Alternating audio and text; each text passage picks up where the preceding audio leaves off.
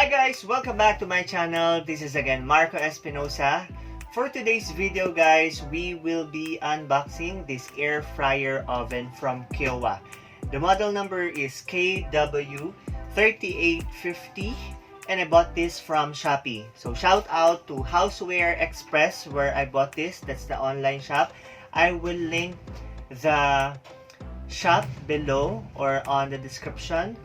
And yeah, I just want to thank them because they were able to pack this thing together with the induction cooker that I will also be unboxing with care, with a lot of bubble wraps, and there's really no dent at all, and I just hope that this works. So I'm so excited to unbox this and try this out. So I will also show you our first time to use this air fryer oven.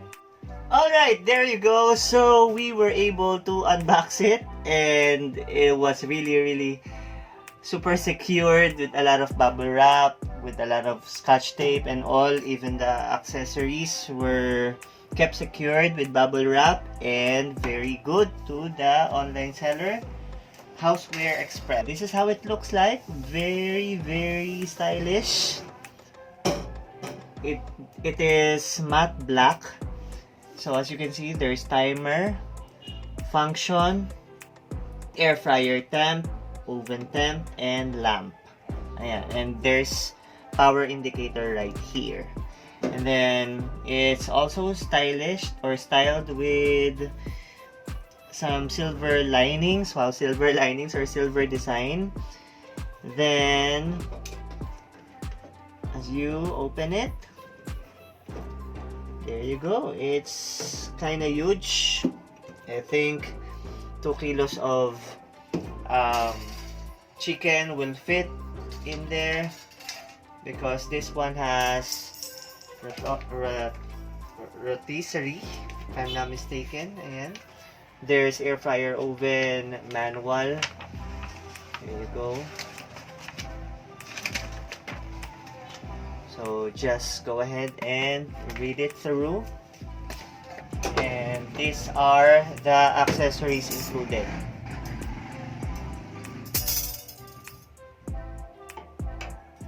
This is, I'm not sure what this is called. So we'll just put it right there.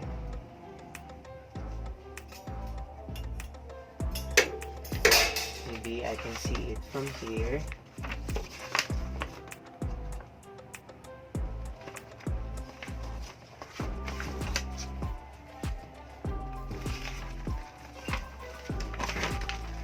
There.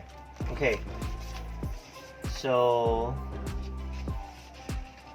yeah, so this one is the baking rack. There you go. That's the baking rack. And what I like about this baking rack is, I don't know, it's my first time. As I've watched a lot of videos about this one is a good thing to have. So it could lower down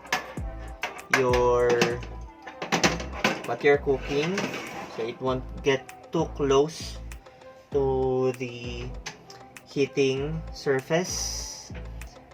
And you can also tilt it,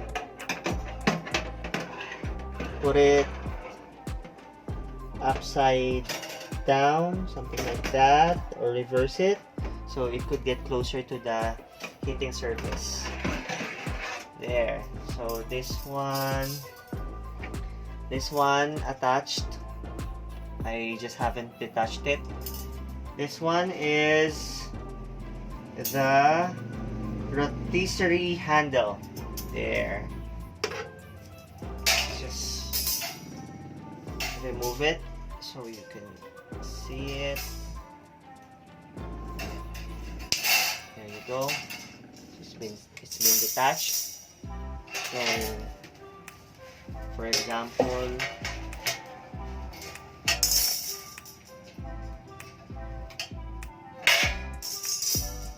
this is your rotisserie spit. There. So this is where you put your chicken or your pork that you want to roast. There. So here.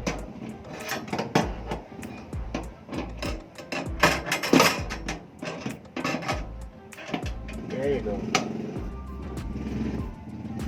You can see it. Then, what are the other accessories? So this one is letter N. So this is the pan handle. There. So when you bake. Then this is the, what's this called? I think this is the cram tray. This is where you put it. Then of course we have the air frying basket. Nice. So excited with the air fryer because you know we've been in low carb diet, so this would really be helpful. So let's try it out later.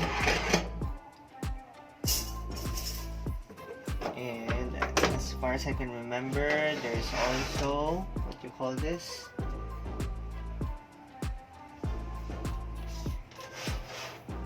I think this is where your grease or your oil, excess oil would go, so you can detach it and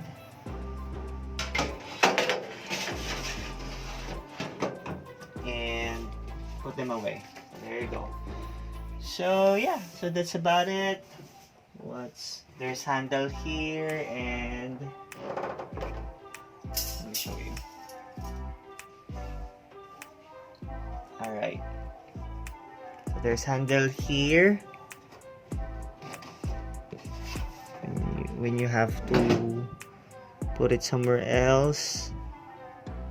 There's information right there. And what I like about this also is the wire. So this is makapal, and this feels sturdy. Caution. It's also here. Aside from power button, there's timer function.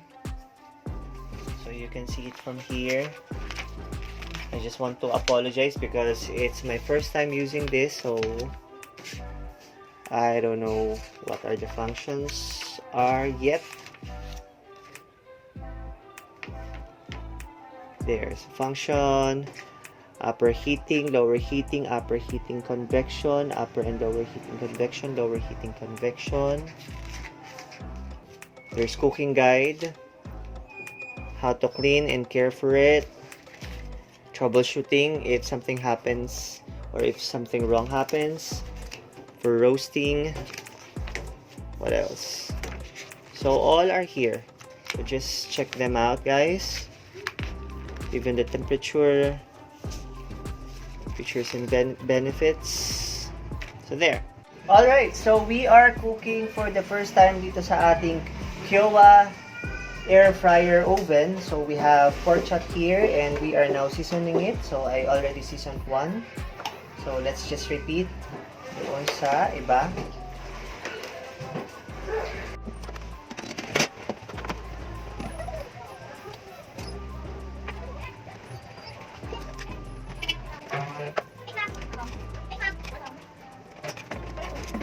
Alright, so our seasoned pork chops are already here.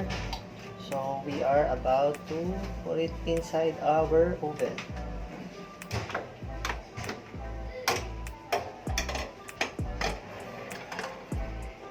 There you go. Then we are going to put our timer. So there is 20, 40, 60, 80, 100, 120 minutes. So let's try to cook it for 20 minutes. So halfway, let's flip the pork until it's cooked or both sides are cooked. Alright? And here's our lamb. Let's see if it works. It works. And I'll show you what's inside. There you go. Alright, so 10 minutes have passed. So let's see kung ano nang itsura ng ating niluluto. Ayan. So when you open it pala, it turns off. Ayan. Sugin natin to para hindi tumulo. Ayan. So yung ating pork ay nagbe-drift na ng kanyang oil. Hindi ako naglagay ng kahit anong oil, no? Tapos yan, halfway cooked na siya. Let's see. I think hindi ko na kailangan i-flip to kasi air fryer naman is talagang nagsisirculate yung talagang heat niya. 'Di ba? So, try natin na hindi i-flip siya. Okay? Then, let's wait for 20 minutes.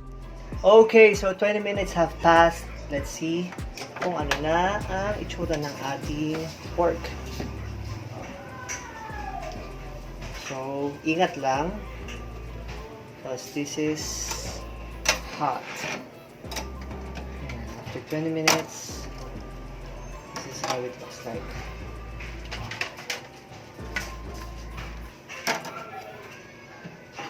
There you go. Let's see if it's enough already. Okay. I think 10 minutes more. Let's try to put it to 190 this time. Let's flip it.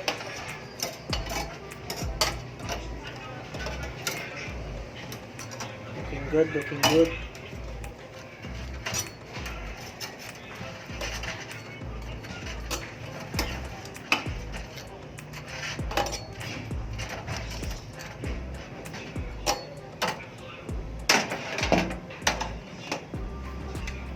The 10 minutes isn't over, but I think this is already cooked. I just don't want it to be really super cooked and hard. I think this is good already. Let's see. It's golden brown. And the chicken turned brown as well. I think this is already crispy. What do you think, Mami? Yeah? Okay. So let's get them.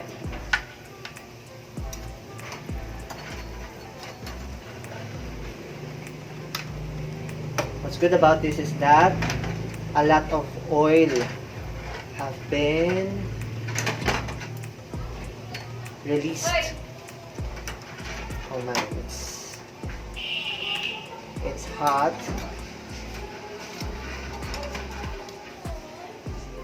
So there. Okay. So let's turn this off. And here's our pork chop. Air fried pork chop. So let's taste it. Let's see if it really worked, if our Kyowa Air Fryer Oven really worked, and if it satisfied my needs.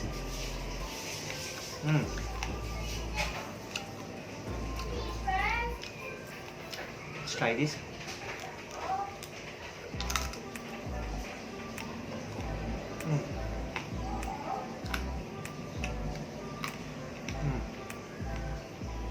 Hindi pa siya ganun ka-crispy, no? Siguro kung tinapos natin yung 10 minutes, mas magiging crispy siya. Pero so far, so good. I like the taste. It's just like the same way we fry our pork chop, but this time it's healthier. So for that, I gave this Kyowa Air Fryer Oven 10 out of 10.